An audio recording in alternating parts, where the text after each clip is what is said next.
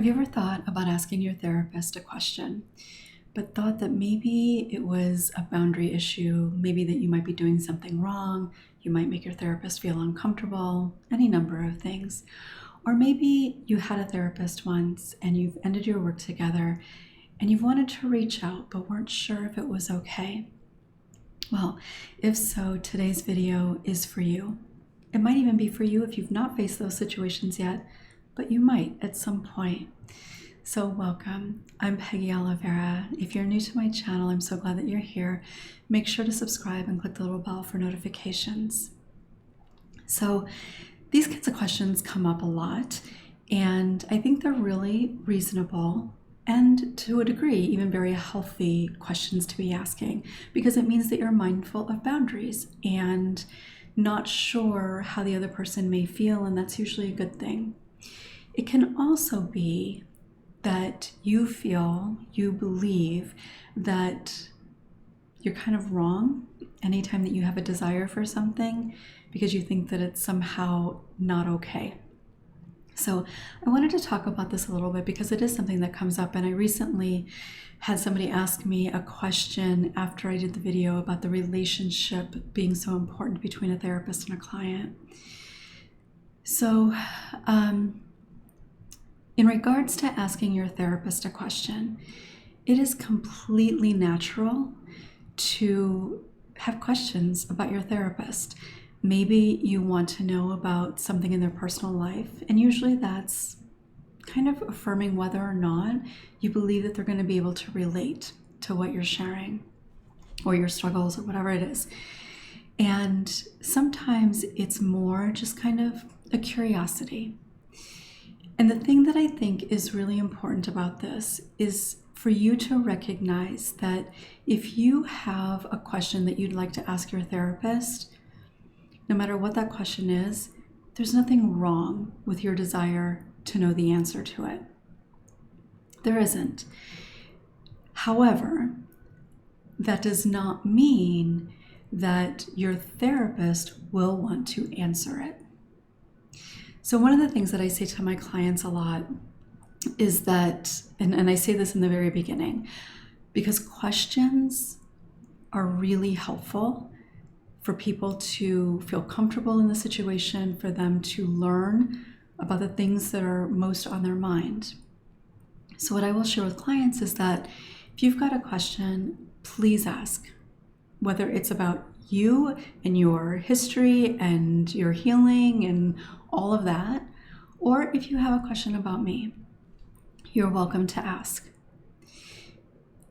And if you ask a question that I do not feel prepared to answer, or I think that maybe it's not necessarily beneficial to the work that we're doing, then I may choose not to answer that. But it doesn't mean that you were wrong in asking. And that dynamic, working through that dynamic, can actually be a helpful part of your healing. So if you have a question, and let's say you want to know if your therapist is married. Like, I don't actually even wear a wedding ring, and I haven't for a very long time. And sometimes therapists will actually take off a wedding ring. I don't think that happens too much anymore, but sometimes that will happen. But you want to know, right? You're struggling with your marriage, your relationship, you're thinking about getting married, whatever. You want to know, has your therapist been married? Do they have any experience with something like that at all? It's a very reasonable question. Now, your therapist, for any number of reasons, it could be part of their training, because depending on the kind of training you've had, sometimes it's being a complete blank slate and clients shouldn't know anything about you personally. I don't subscribe to that, and I think we're kind of moving away from that a little bit. Psychoanalysis, not as much. It's still pretty much like that, but I think generally it's kind of moving away from that a little bit. Other people feel comfortable sharing things, especially if it relates to the work that you're doing. And for me and my work with my clients, I've never had a client ask something that was inappropriate or somehow crossed some inappropriate boundary. So depending on where your therapist falls in that will determine whether or not he or she chooses to share with you. But whether they choose to share with you or not does not mean that your question was right or wrong. Some therapists just feel really uncomfortable sharing personal things, especially if your question is to determine relatability and they do not have an experience that relates to it. I've seen that happen quite a bit. And there are different reasons for that, and hopefully that's something that they're working on. But there are a number of reasons why somebody may choose not to disclose personal things about their own life. But it doesn't mean that you're wrong for being curious or having a desire to know. And I really want you to hear that. Let yourself sit with this, maybe even pause and reflect on how often has that come up for you, and whether it was with a therapist or even a friend, but you've wanted to ask something, or maybe you have asked something, and how did that person respond? If they didn't answer or they kind of moved away from the question, and how it left you feeling. Did you feel bad about asking? Did you think that you'd done something wrong? So just because somebody doesn't want to answer a question, it doesn't mean that you're wrong in asking, especially again in the therapeutic realm. So if there is a question that you're wondering about with your therapist hopefully, and this is one of the reasons why a therapist I think is important, your therapist has probably already determined for themselves how they want to respond when people ask questions. They probably have an idea of how much of their personal life they want people to know, of their own personal struggles and experiences. So they probably already have kind of a baseline of what that's likely going to look like. There might be some things that they're very comfortable sharing, other things that maybe not so much. And sometimes it's not that they're uncomfortable necessarily sharing, but it's more about a comfortability level in terms of the therapeutic value in sharing that. And for me, and the types of things that I share, generally with my clients, the kinds of things that they ask, it is relevant. Like the video that I shared recently about my educational process, my journey, that might seem completely irrelevant to healing sexual trauma. But in reality, it isn't, because part of the impact of trauma, particularly childhood trauma, is that we believe that we're unworthy, undeserving, and not good enough. So when there's something that you want in your life that you're holding yourself back from, that story can be relatable, even if it's that thing that they're wanting is not school. So, and again, therapists have different ideas of what is valuable or not. But again, I want to come back to this. Whether they choose to answer the question or not, it does not mean that you're wrong in asking. Because when somebody doesn't answer a question, it can really make us feel like we've done something wrong, like we've made them uncomfortable, that we've crossed some boundary that we're unaware of.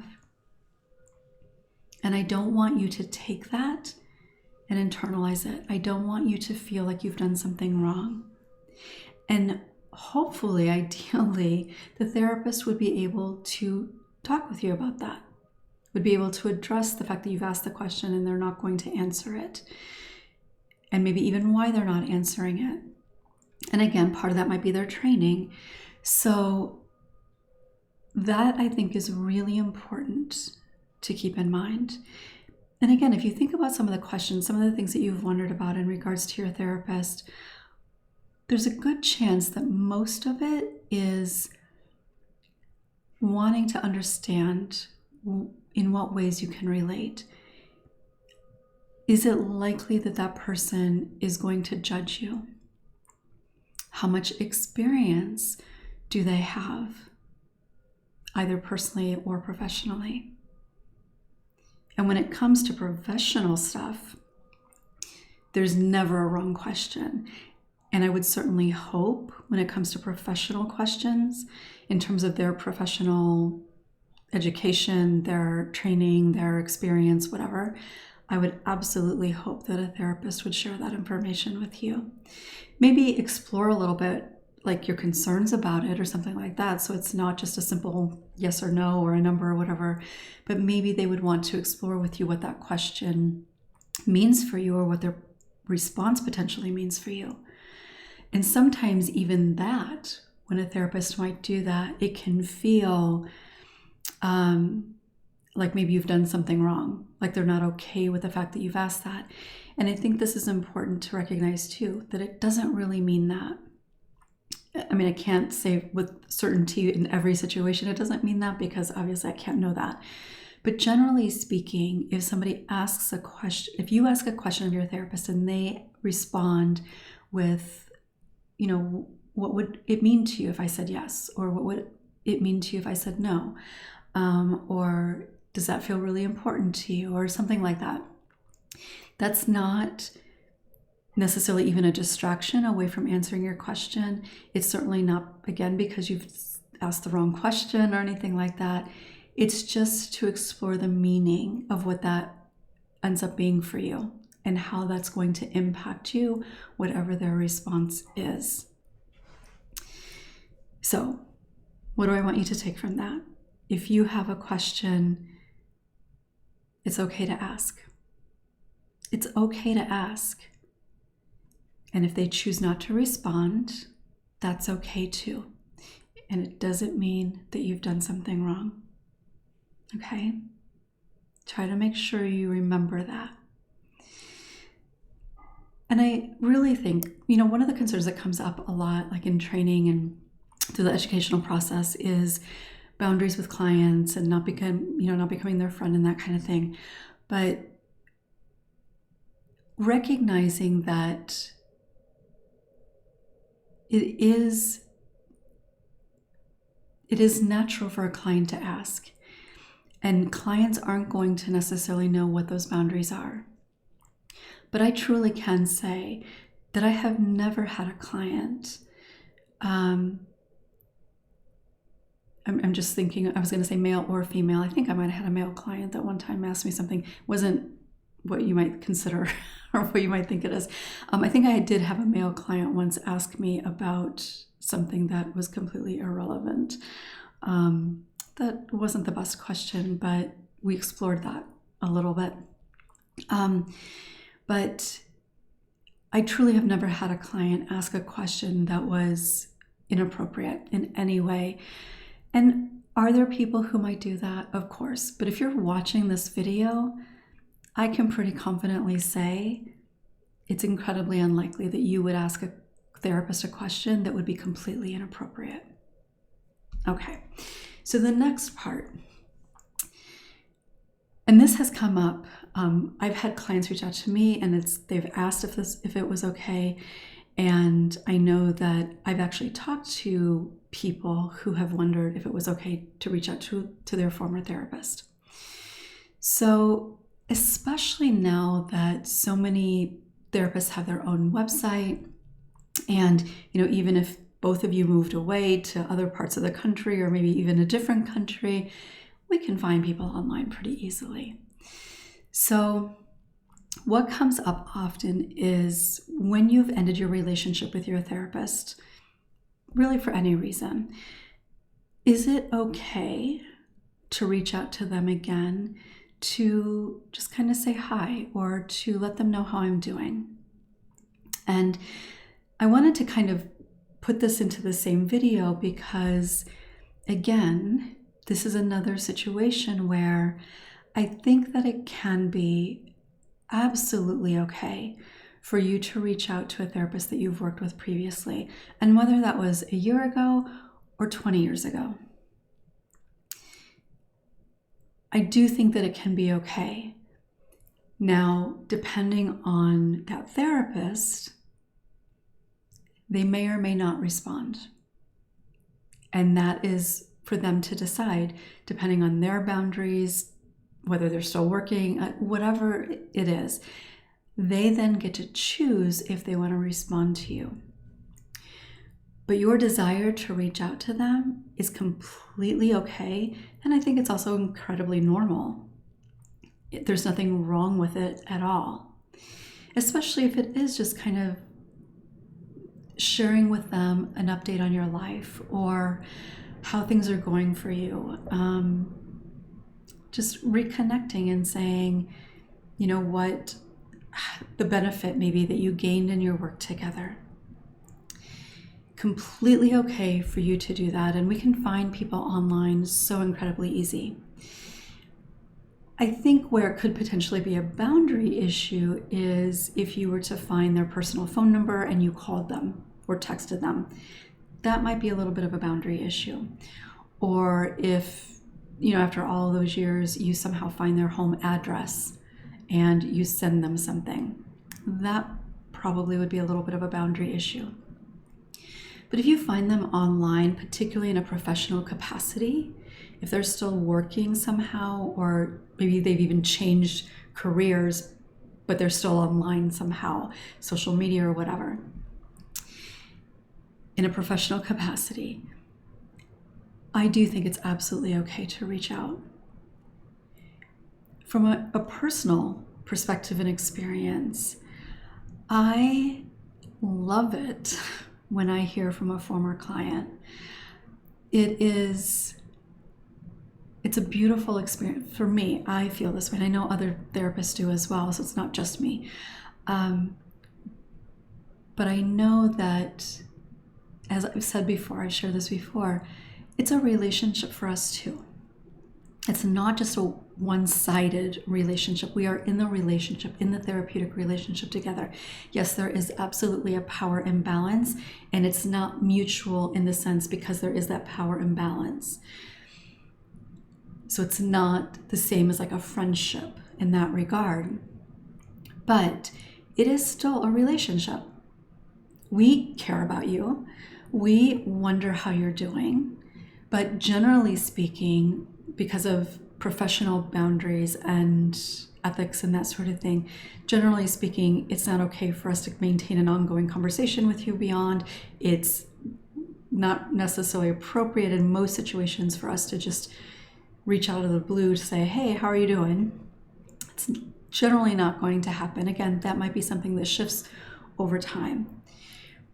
But for a former client to reach out and just say hi, or to share how their life is going, maybe how they've continued on their healing, or what has happened in their life since their healing and everything that has changed for them, that is an incredible feeling to know how they're doing. Because, and again, this is true for me, and I know it's true for other therapists too, we absolutely wonder how our clients are doing, whether it's 6 months later, 6 years later, 16 years later. We think about them. Not, throughout the day, every single day, but there are times that something reminds us of them, or somehow they come to mind. And we look back on that and we remember, and we think, oh, I wonder how they're doing. I wonder if they ended up ending that relationship. I wonder if they went after that dream that they had. I wonder if they were able to maintain those boundaries they set.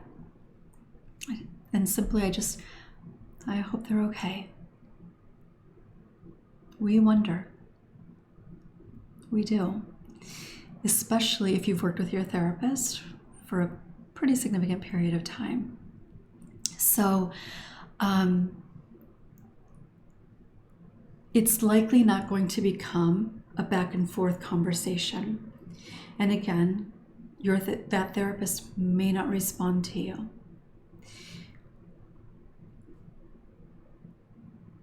But even if they don't respond, there's a good chance that they felt like it was nice to hear from you. And I've had former clients reach out.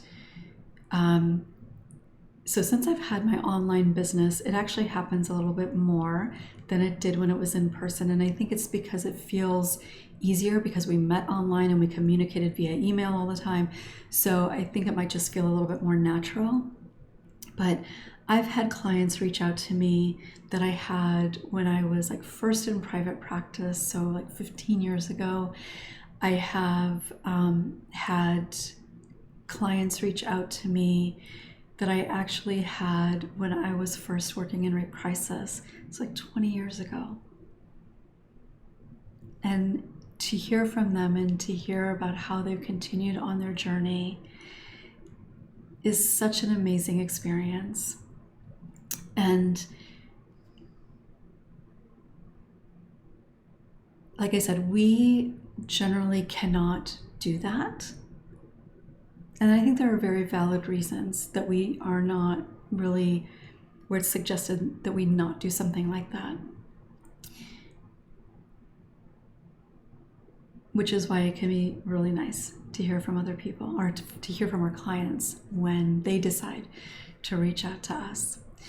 I also want to be clear that I'm not saying that you should reach out to your therapist.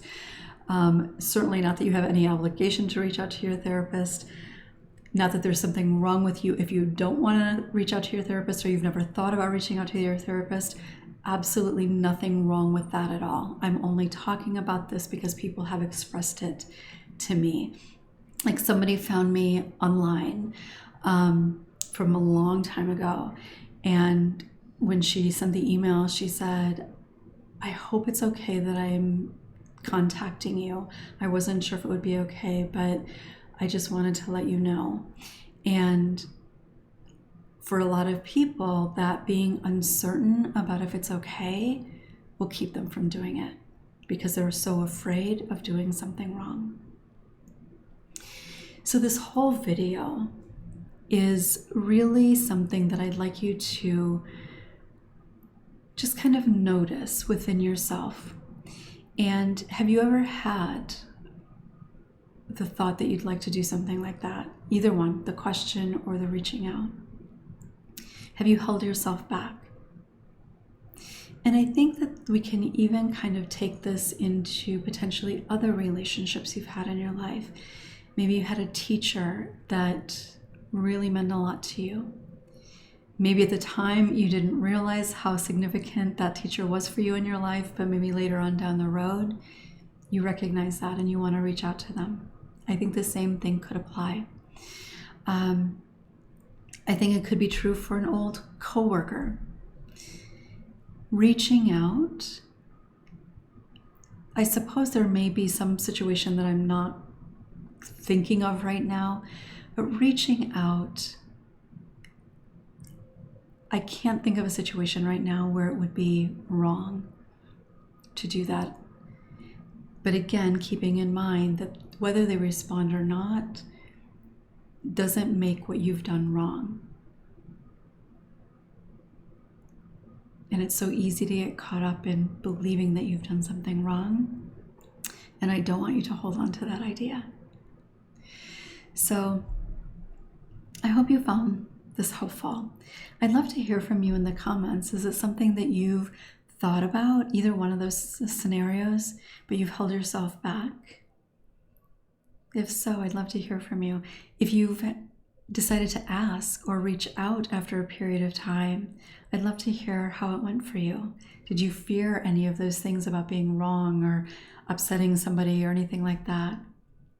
So thank you for watching. Again, if you haven't yet subscribed, make sure to do so and click the bell for notifications. And if you found this video helpful, please give it a thumbs up so other people can find it too. Thanks so much for watching. I look forward to seeing you next time.